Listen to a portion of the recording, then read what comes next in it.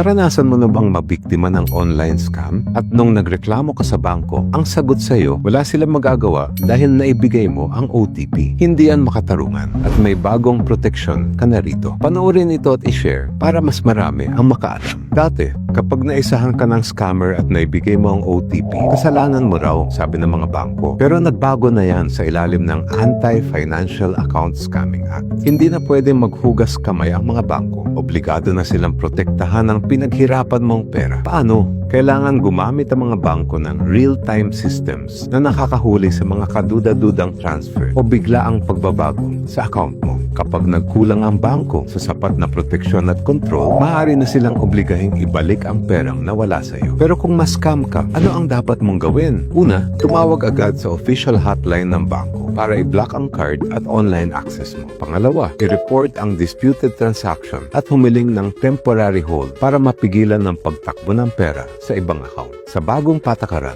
pwedeng i-hold ang pera ng 5 araw at pwedeng humaba hanggang 25 araw kung magsusumite ka ng police report o affidavit. Paano kumuha ng police report? Tumulog sa PNP Anti-Cybercrime Group o sa NBI Cybercrime Division. Pero paano kung hindi sapat ang tugon ng bangko sa reklamo mo? Maaari mong i-escalate ito sa Bangko Sentral ng Pilipinas gamit ang online body chatbot sa kanilang website or via email. Pero may catch, kailangan mag-attach ng patunay na nai-report mo muna ang concern mo sa bangko. Karapatan ng bawat mamamayan na protektahan ang kanyang pinag-ipunan. And that's your legal life hack. Follow for more.